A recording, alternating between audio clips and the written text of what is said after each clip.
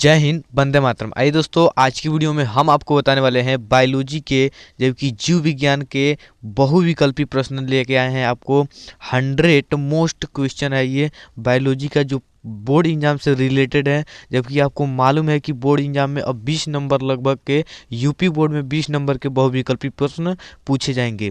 तो इसमें हम आपको बताने वाले हैं जीव विज्ञान के 100 बहुविकल्पी प्रश्न आपको इस वीडियो में बताने वाला हूं, जो कि वेरी इंपॉर्टेंट है। ये आपको अगर आप इसे पढ़ लेते हैं यानी 2-3 बार आप इसे पढ़ लेंगे तो आपको अच्छी तरह से ये याद हो जाएगा।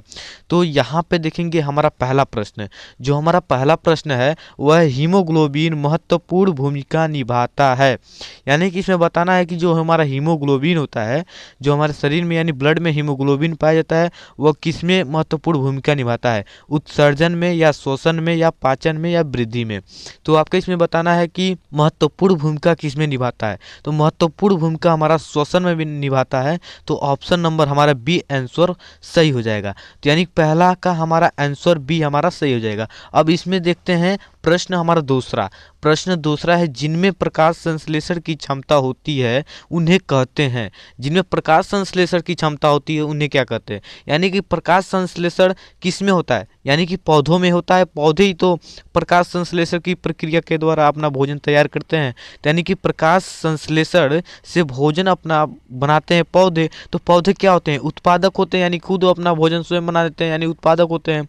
यानी कि वह उत्पाद करते हैं, यानी दूसरों को भोजन बनाकर देते हैं। तो यानी कि वो क्या हो जाएंगे, यानी उत्पादक क्या है, हमारे प्रकाश संश्लेषण के क्षमता रखते हैं। तो यहाँ पे अब देखेंगे कि प्रश्न तीसरा क्या है। अब यानी प्रश्न दूसरा का ए ऑप्शन हमारा सही हो जाएगा। अब यहाँ पे देखते हैं प्रश्न तीसरा क्या है। प्रश्न तीसरा कह रहा है, ताप, वर्षा, वायु, मृदा आदि कैसे कारक हैं।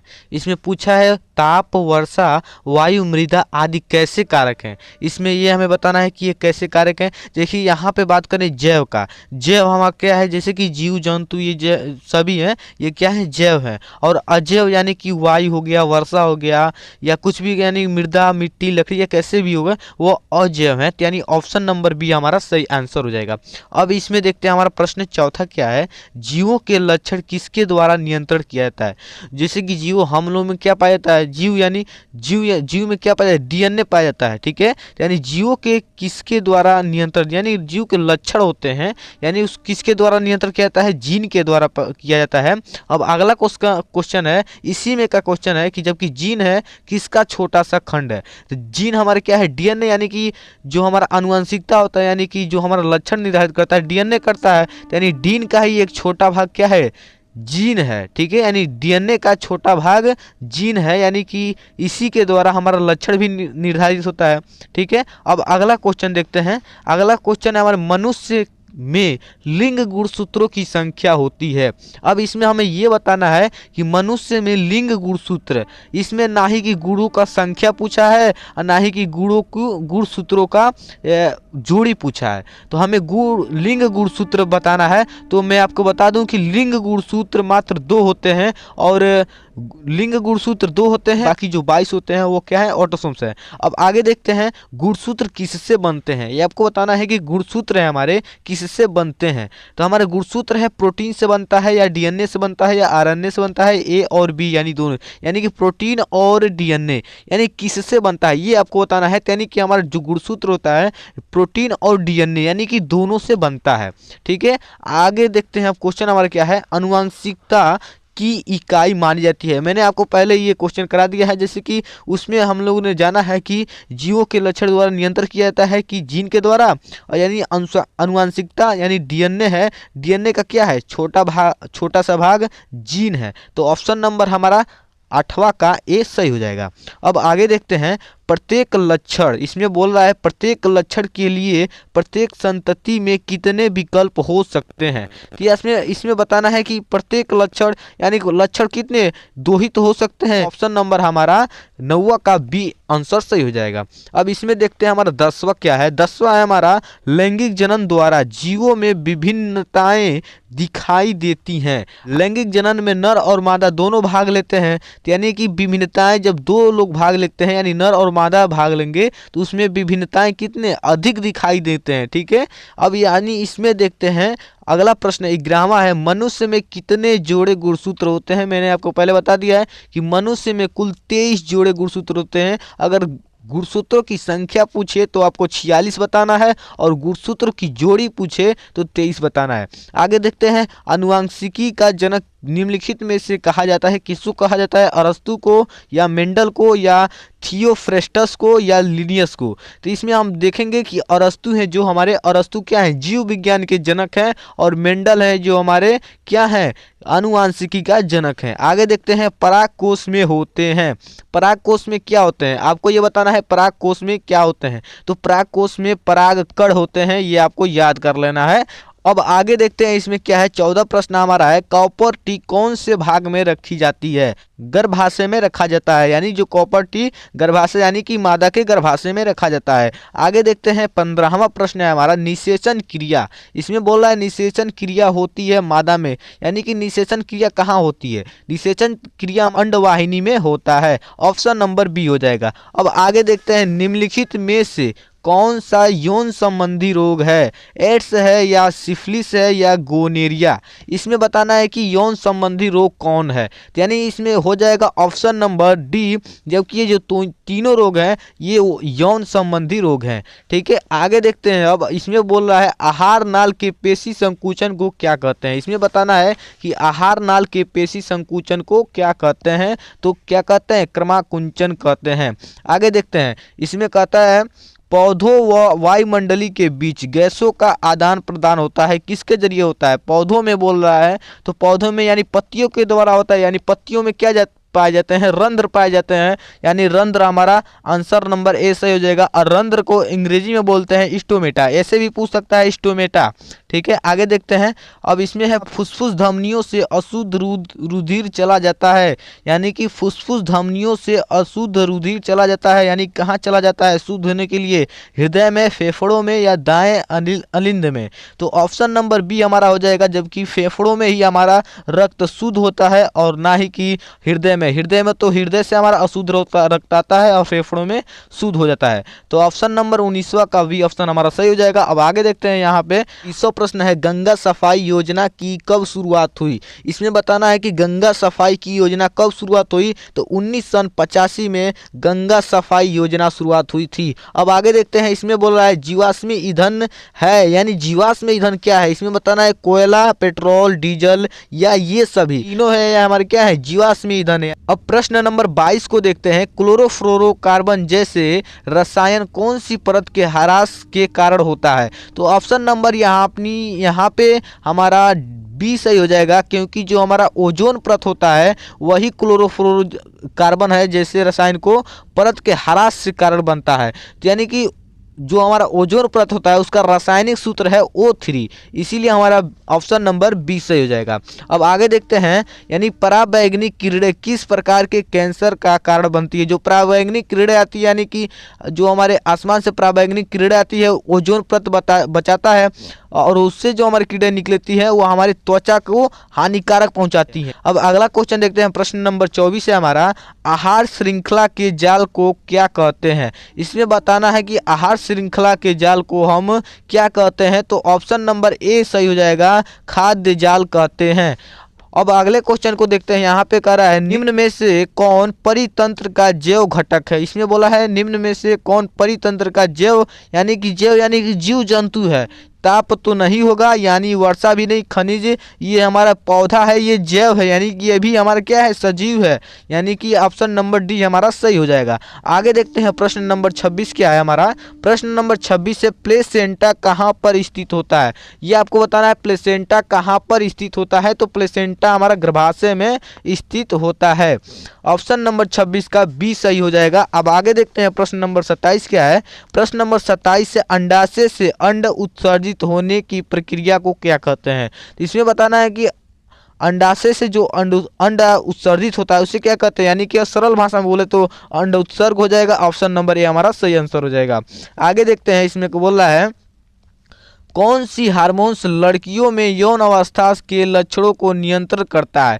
तो हमारा यानी कि लड़कियों का बात किया गया है तो जाएगा एस्ट्रोजन हो जाएगा, अगर लड़कों का बात करें तो टेस्टोस्टेरोन हो जाएगा। यानी कि इसमें पूछा है कौन सा हार्मोन्स लड़कियों में यौन अवस्था के लक्षणों को नियंत्रित करता है, तो यानी कि एस्ट्रोजन हो जाएगा। अगर लड़कों का बात करें तो टेस्टोस्टेरोन हो जाएगा, ये आपको याद रखना है।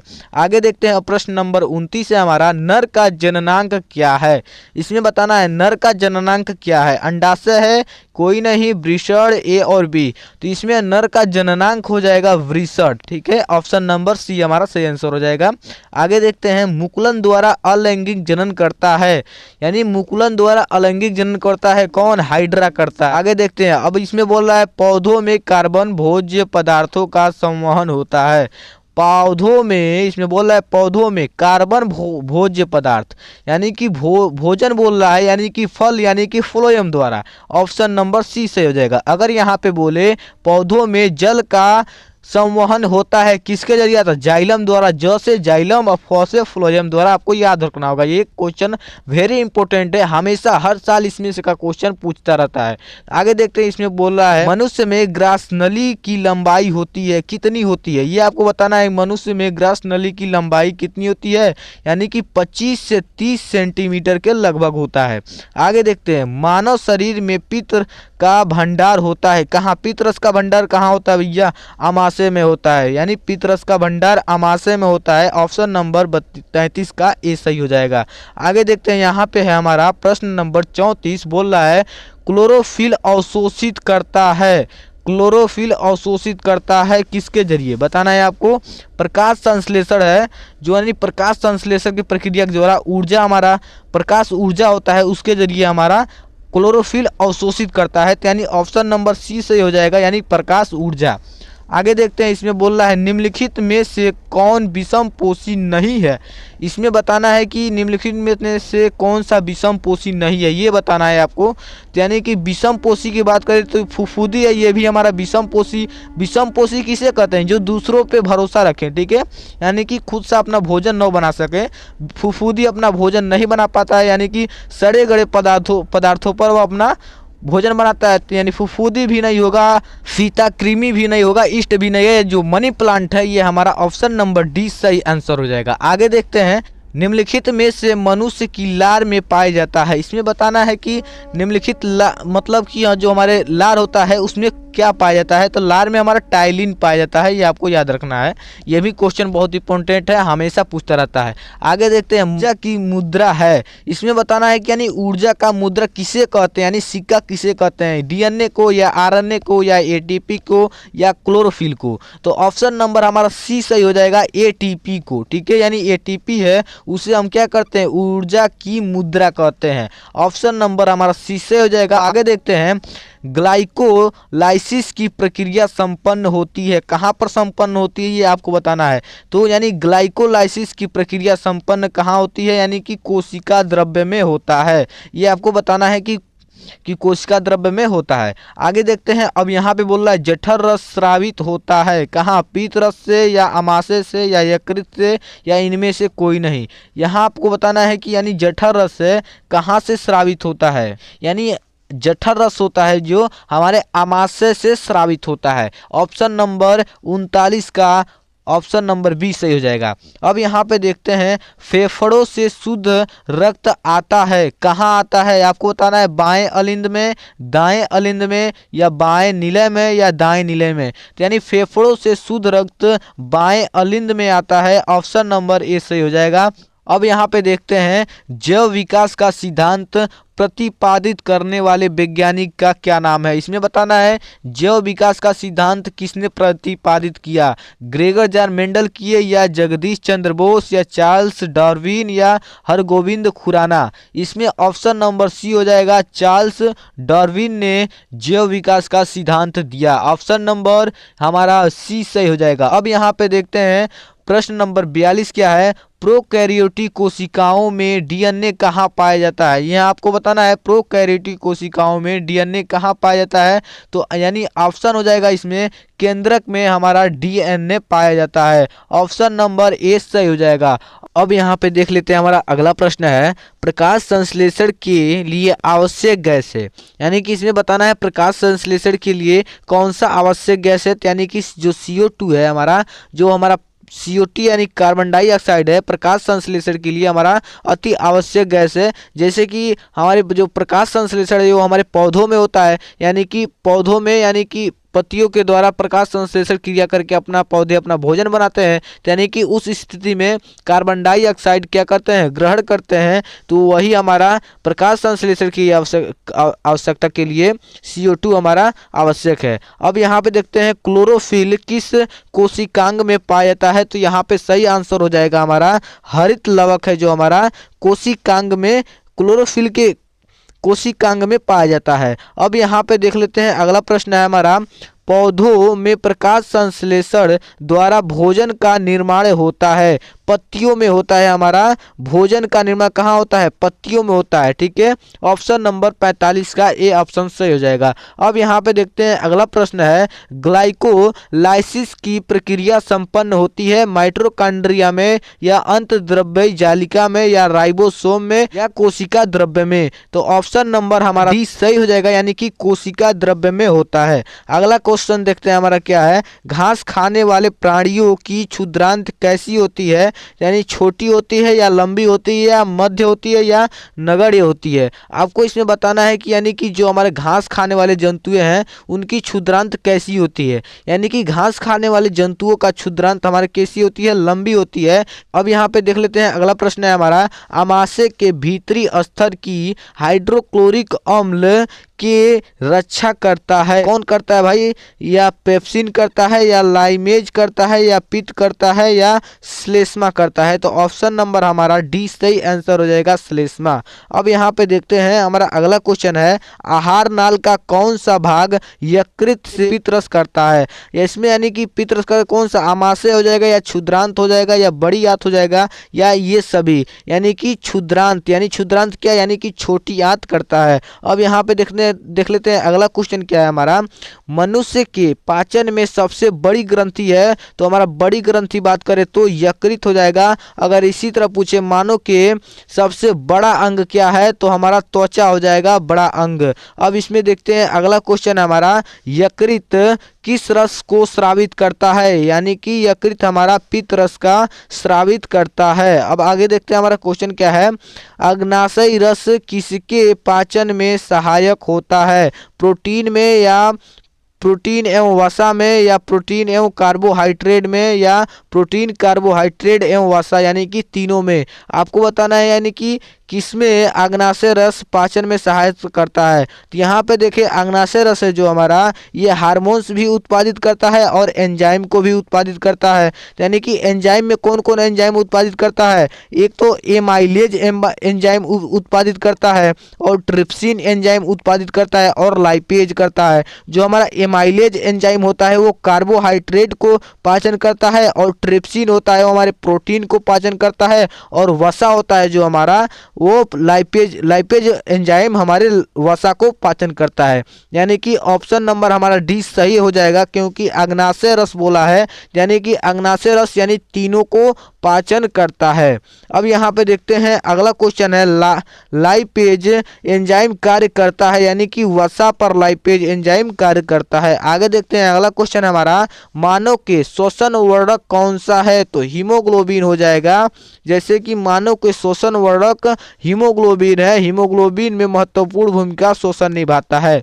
आगे देखते हैं अगला क्वेश्चन है हमारा एटीपी का पूरा नाम है एसिड ट्राइफॉस्फेट या एसिड ट्राइग्लिसरेस फास्फेट या एडिनोसिन ट्राइफॉस्फेट या एडिनो ट्राइफॉस्फेट। इसमें आपका सही आंसर हो जाएगा एडिनोसिन ट्राइफॉस्फेट। इसमें आपका सही आंसर ये हो जाएगा। आगे देखते हैं अगला प्रश्न है हमारा सामान्य प्रकुंचन दाब कितना होता है? तो सामान्य प्रकुंचन दाब को बात करें तो हमारा 120 होता है। आगे देखते हैं, हमारा अगला प्रश्न है, निम्नलिखित में से किसकी भित्ति मोटी होती है? यानी कि जो धमनी की भित्ति होती है यानी वो हमारी मोटी होती है। आगे देखते हैं, यानी यूरिया या यूरिया अम्ल रुधिर से कहाँ अलग होते हैं? यानी यूरिया या यूरिक बोले तो हमारा पेशाब कहाँ रुधिर से अलग हो जाता है? यानी वृक्क से, ब्लड से हमारा, यानी कि वृक्क में रुधिर हमारा क्या होता है? अलग हो जाता है,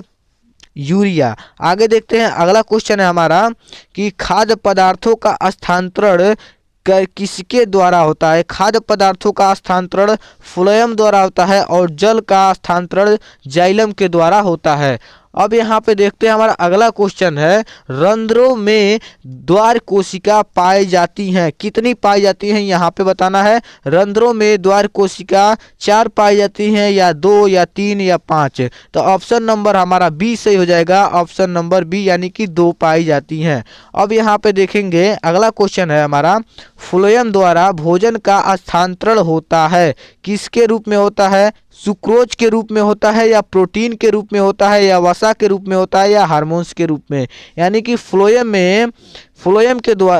द्वारा भोजन का स्थानांतरण सुक्रोज के रूप में होता है। आगे देखते हैं, हमारा 62 प्रश्न क्या है, जनन कोशिका में डीएनए की कितनी प्रकृतियां होती है? यानी कि डीएनए की प्रकृतियां 2 होती हैं। ऑप्शन नंबर बी आंसर सही हो जाएगा। अब यहाँ पे देखते हैं, अगला प्रश्न है, पुष्प के नर जनन अंग को कहते हैं, क्या कहते हैं? ये आपको बताना है।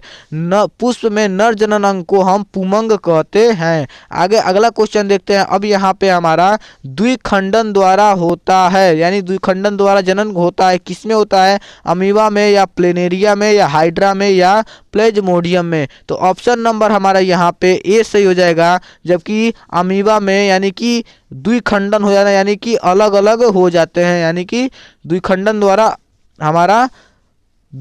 द्वारा अमीबा में जनन होता है। अब आगे देखते हैं, अगला प्रश्न क्या है हमारा, निम्नलिखित में से किसमें पुनरुद्ध भवन होता है? अब यहाँ पे बताना है किनमें पुनरुद्ध भवन होता है। तो यानी हाइड्रा में होता है, या प्लेनेरिया में होता है, या दोनों में होता है, या मानव में होता है? ये आपको बताना है। तो मानव में तो होगा नहीं, यानी हाइड्रा और प्लेनेरिया ये दोनों हैं, यानी कि दोनों में पुनरुद्ध भवन का गुण होता है। अब यहाँ पे देखते हैं, पपीता, तरबूज आदि क्या हैं? यानी कि इसमें बताना है कि पपीता, तरबूज आदि क्या हैं? एक लिंगी है, या बहुलिंगी है, या उभयलिंगी है, यानी इनमें से कोई नहीं। तो ऑप्शन नंबर हमारा ए सही हो जाएगा, एक लिंगी है। अब आगे देखते हैं, नर का जननांक क्या है? नर का जननांक अंडाशय है, या वृषण है, या दोनों है, या कोई नहीं? तो नर का जननांक बोला गया है, तो यहाँ पे नर का जननांक हो जाएगा वृषण। अब आगे देखते हैं, अगला क्वेश्चन क्या है हमारा, अंड कोशिका गर्भाशय तक ले जाया जाता है, यानी कि अंड कोशिका होती है वो गर्भाशय तक किसके जरिए ले जाया जाता है? यानी महीन अंडवाहिका द्वारा, या फिलोपियन ट्यूब द्वारा, या दोनों के जरिए, या इनमें से कोई नहीं? तो हम बता दें, महीन अंडवाहिका को ही हम फिलोपियन ट्यूब भी बोलते हैं। तो ऑप्शन नंबर हमारा सी सही आंसर हो जाएगा। अब यहाँ पे देखते हैं, अगला क्वेश्चन है, या पल्मोनरी शिरा रुधिर लाती है, किसमें लाती है? ये आपको बताना है। पल्मोनरी शिरा दाहिने अलिंद में लाती है रुधिर को, या बाएं अलिंद में, या बाएं नीले में, या दाएं नीले में? तो ऑप्शन नंबर हमारा बी सही हो जाएगा, बाएं अलिंद में लाता है। अब आगे क्वेश्चन देखते हैं, यहाँ पे है, निषेचन के बाद पुष्प का कौन सा भाग फल में बदल जाता है? आगे यहाँ पे देखेंगे, निषेचन के बाद पुष्प का कौन सा भाग फल में बदल जाता है? यानी कि जो हमारा अंडाशय होता है उसमें अब निषेचन होता है, तो हमारा वो फल में बदल जाता है। ऑप्शन नंबर सी हमारा सही आंसर हो जाएगा। अब यहाँ पे देखते हैं, अगला प्रश्न क्या है, जीन शब्द का प्रयोग किसने किया था? सर्वप्रथम किसने किया था? मेंडल ने किया था, या जोहानसन ने किया था, या बिजमान ने किया था, या एवरी ने किया था? तो ऑप्शन नंबर हमारा बी से हो जाएगा, जोहानसन ने किया था। अब यहाँ पे अगला प्रश्न देखते हैं, मटर के पौधों में निम्नलिखित में से कौन सा प्रभावी लक्षण पूछा गया है इसमें। तो प्रभावी लक्षण होता है झुर्रीदार बीज या गोल बीज या बौने पौधे या फूल का सफेद रंग। तो ऑप्शन नंबर हमारा ए सही हो जाएगा, झुर्रीदार बीज हमारा ऑप्शन ए सही हो जाएगा। अब आगे देखते हैं, किस जीव में लिंग गुणसूत्र के अतिरिक्त अन्य सभी गुणसूत्र कहलाते हैं। यानी कि किसी जीव में लिंग गुणसूत्रों को छोड़कर अन्य सभी जो गुणसूत्र होते हैं उसे क्या कहते हैं, उसे हम कहते हैं ऑटोसोम्स। जबकि जीव में कुल 23 जोड़े लिंग गुणसूत्र होते हैं, तो उसमें से जो 23वां जोड़ा होता है वह लिंग गुणसूत्र होता है, और जो अतिरिक्त जो बाकी होते हैं उन्हें हम ऑटोसोम्स बोलते हैं। अब आगे देखते हैं, अगला प्रश्न है हमारा, अमीबा अपना भोजन किसकी सहायता से ग्रहण करता है, केंद्रक के जरिए या कोशिका द्रव्य के या खाद्य रिक्तिका के या कूटपाद के जरिए। तो यानी अमीबा अपना भोजन कूटपाद के द्वारा, कूटपाद के सहायता से ग्रहण करता है। आगे देखते हैं, अगला प्रश्न है हमारा, पेप्सिन नामक एंजाइम शरीर की किसके पाचन में सहायता करता है। मैंने आपको बताया है इसके पहले कि जो हमारा पेप्सिन होता है वो किसकी पाचन करता है, प्रोटीन का पाचन करता है। ऑप्शन नंबर ए हमारा सही आंसर हो जाएगा। अब यहाँ पे देखते हैं, अगला प्रश्न है हमारा, आमाशय से भोजन कहाँ प्रवेश होता है। आमाशय से भोजन हमारा कहाँ प्रवेश होता है, छोटी आंत में होता है, और छोटी आंत के बाद से बड़ी आंत में जाता है, और बड़ी आंत के बाद से गुदा द्वार के द्वारा जो अपशिष्ट पदार्थ होता है उसे बाहर निकाल दिया जाता है। अब यहाँ पे देखते हैं, टिम्बर का दूसरा नाम क्या है। टिम्बर का दूसरा नाम क्या है, कच्चा माल या इमारती लकड़ी या लिटमस या ये सभी। तो टिम्बर का दूसरा नाम बोले तो इमारती लकड़ी है। अब यहाँ पे देखते हैं, अगला क्वेश्चन क्या है, स्वपोषी किस पोषी स्तर पर आते हैं। स्वपोषी यानी कि जो अपना भोजन स्वयं बनाते हैं वह किस स्तर पे, यानी जो अपना स्वयं भोजन बनाएंगे तो वह क्या कहलाएंगे, पेड़ पौधे यानी घास फूस, यही तो कहाएंगे। यानी कि वह प्रथम श्रेणी पर आते हैं, यानी कि प्रथम स्तर या श्रेणी पर आते हैं। तो ऑप्शन नंबर हमारा सी आंसर सही हो जाएगा। अब यहाँ पे देखते हैं, अगला क्वेश्चन है हमारा, मेंडल के प्रयोग में प्रथम संतति में सभी पौधे कैसे थे। यानी कि सभी पौधे कितने थे, समान लंबे थे, बल्कि उनमें दोनों का लक्षण आया हुआ था। ठीक है। अब यहाँ पे देखते हैं, परिवार नियोजन की अस्थायी विधि कौन सा है, निरोध है या वैसेक्टोमी है या गर्भपात है या गर्भ निरोधक गोलियां हैं। तो ऑप्शन नंबर हमारा बी आंसर सही हो जाएगा, वैसेक्टोमी। अब यहाँ पे देखते हैं, अगला क्वेश्चन है, किशोरा अवस्था की अवधि को क्या कहते हैं। किशोरा अवस्था की अवधि को हम प्यूबर्टी बोलते हैं। यहाँ पे ऑप्शन नंबर ए सही हो जाएगा। अब यहाँ पे देखते हैं, अगला क्वेश्चन क्या है, मादा मानव में योनि मार्ग से हर माह रुधिर एवं म्यूकस के स्राव के निष्कासन को क्या कहते हैं। उसको हम रजोधर्म या निषेचन या शुक्राणु जनन या कुछ भी नहीं, तो उसके हम क्या बोलते हैं, रजोधर्म बोलते हैं। आगे देखते हैं, इसमें अगला प्रश्न क्या है हमारा, निम्न में से कौन मानव में मादा जनन तंत्र का भाग नहीं है। अंडाशय नहीं है या गर्भाशय नहीं है या शुक्रवाहिका नहीं है या डिंब वाहिनी नहीं है। तो यहाँ पे हमारा ऑप्शन नंबर सी सही हो जाएगा, जो हमारा शुक्रवाहिका है ये हमारा मादा जनन तंत्र का भाग नहीं है। आगे देखते हैं, अब यहाँ पे है, खाद्य श्रृंखला में शाकाहारी जंतु होते हैं, उत्पादक होते हैं या प्राथमिक उपभोक्ता होते हैं या द्वितीय उपभोक्ता होते हैं या तृतीय उपभोक्ता। खाद्य श्रृंखला में शाकाहारी, अब जो शाकाहारी होते हैं वो क्या खाते होंगे, केवल पेड़ पौधे या घास फूस खाते होंगे। तो यानी कि जो पेड़ पौधे घास फूस खाते हैं वो प्रथम श्रेणी यानी प्रथम उपभोक्ता में आते हैं, तो उसे हम प्राथमिक उपभोक्ता बोलते हैं। आगे देखते हैं, हमारा अगला क्वेश्चन क्या है, निम्न में से कौन सा एक के जंतुओं में पाया जाता है। तो जंतुओं में क्या पाया जाता है ये आपको बताना है, कि जंतुओं में हमारा तंत्रिका तंत्र पाया जाता है, ये आपको याद रखना है। अब यहाँ पे देखते हैं, हमारा अगला प्रश्न है, क्लोरोफिल अवशोषित करता है। यहाँ पे बताना है आपको क्लोरोफिल अवशोषित करता है, यानी कि प्रकाश ऊर्जा है जो हमारा क्लोरोफिल को अवशोषित करता है। अब यहाँ पे देखते हैं अगला प्रश्न है हमारा, द्वार कोशिकाएं पाई जाती हैं, यानी कि द्वार कोशिकाएं हमारे रंध्र में पाई जाती हैं और कितनी पाई जाती हैं, तो 2 पाई जाती हैं, ये आपको याद रखना है। अब यहाँ पे देखेंगे हमारा अगला प्रश्न क्या है, यहाँ पे बोल रहा है प्रचलित रूप से ऊर्जा गृह कहलाता है क्लोरोप्लास्ट या माइटोकॉन्ड्रिया या लाइसोसोम्स या राइबोसोम्स। यहाँ पे हमारा ऊर्जा का बात किया गया है, यानी कि पावर का बात किया गया है, यानी कि बिजली का, यानी कि जो माइटोकॉन्ड्रिया होता है ये हमारा कोशिका का बिजली घर है, यानी कि इसे हम पावर हाउस बोलते हैं, यानी कि ऊर्जा का घर कहलाता है, यानी कि गृह।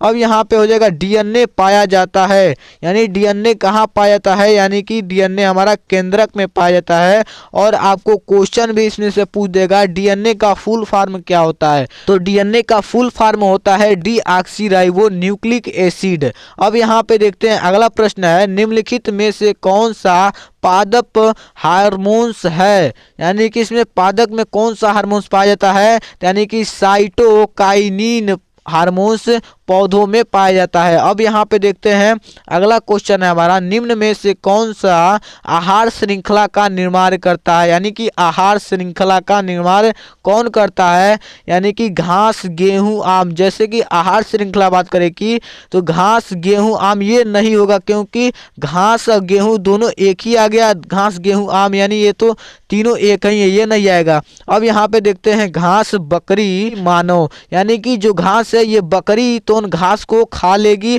और मानव है जो बकरी को भी खा सकता है, यानी कि ये एक आहार श्रृंखला बन रहा है, यानी आहार श्रृंखला निर्माण कर रहा है। तो ऑप्शन नंबर हमारा 20 सही हो जाएगा। अब यहाँ पे देखते हैं अगला क्वेश्चन है हमारा, अलैंगिक जनन मुकुलन द्वारा होता है, किसमें होता है, अमीबा में होता है या प्लेज्मोडियम में होता है या ईस्ट में होता है, तो यानी ये ऑप्शन नंबर हमारा 20 सही आंसर हो जाएगा, ईस्ट में होता है। अब यहाँ पे देखते हैं अगला क्वेश्चन क्या है हमारा, वह कौन सी शिरा है जिनमें शुद्ध रुधिर प्रवाहित होती है, पल्मोनरी शिरा या ग्रीवा या पोर्टल शिरा या पश्च महाशिरा। तो यहाँ पे पल्मोनरी शिरा को हम फुसफुस शिरा भी बोलते हैं, यही एक शिरा है जिसमें शुद्ध रुधिर प्रवाहित होता है। अब आगे देखते हैं अगला क्वेश्चन क्या है हमारा, लसिका में नहीं पाई जाती है, ये आपको बताना है। तो लसिका में लाल रुधिर कणिकाएं नहीं पाई जाती हैं। अब आगे देखते हैं अगला हमारा क्वेश्चन है, यकृत स्रावित करता है, यकृत हमारा जठर रस का स्रावित करता है, ये आपको याद रखना है। अब यहाँ पे देखते हैं अगला क्वेश्चन हमारा, पादकों में वायु प्रदूषण कम करने की प्रक्रिया है, यानी कि पादकों यानी पौधों में वायु प्रदूषण को कम करने, यानी कि कार्बन डाइऑक्साइड को मतलब कम करने की क्रिया को क्या कहते हैं, श्वसन या प्रकाश संश्लेषण या रसारोहण या वाष्पोत्सर्जन। जो हमारा प्रकाश संश्लेषण है ऐसा एक क्रिया है जिसमें क्या होता है, पौधे में होता है जो कि पत्तियों द्वारा कार्बन डाइऑक्साइड को ग्रहण करते हैं, यानी कि प्रदूषण को अपने अंदर लेते हैं। अब यहाँ पे देखते हैं अगला क्वेश्चन क्या है हमारा, निषेचन के बाद पुष्प का कौन सा भाग फल में बदल जाता है, यानी कि जो अंडाशय है जब निषेचन होता है तो ये अपने फल में बदल जाता है। अब आगे देखते हैं, मनुष्य में प्रमुख उत्सर्जी अंग है, यानी कि प्रमुख उत्सर्जी करने वाला अंग कौन सा है, तो त्वचा हो जाएगा, ऑप्शन नंबर ए सही हो जाएगा। अब यहाँ पे देखेंगे अगला क्वेश्चन है, मनुष्य के शुक्राणु में ऑटोसोम की संख्या होती है, कितनी होती है, यानी कि ऑटोसोम की संख्या इसमें पूछा है, तो संख्या कितना हो जाएगा, 44 हो जाएगा, ऑप्शन नंबर हमारा सी सही आंसर हो जाएगा। अब इसमें देखते हैं प्रश्न नंबर हमारा है 99, जबकि ये कह रहा है प्रकाश संश्लेषण क्रिया में ऑक्सीजन गैस निकलती है, जल से हमारा ऑक्सीजन गैस प्रकाश संश्लेषण की क्रिया में बाहर निकलता है। अब यहाँ पे देखते हैं हमारा प्रश्न नंबर लास्ट है, हार्मोन्स क्या है ये आपको बताना है। हार्मोन्स एक प्रोटीन है या एमिनो एसिड है या साधारण कार्बोनेट है या जटिल कार्बोनेट है, ये आपको बताना है। हार्मोन्स क्या है, एक तरह का ये प्रोटीन है। ऑप्शन नंबर हमारा ए सही आंसर हो जाएगा। इस तरह हमारा 100 क्वेश्चन फाइनल हो जाते हैं।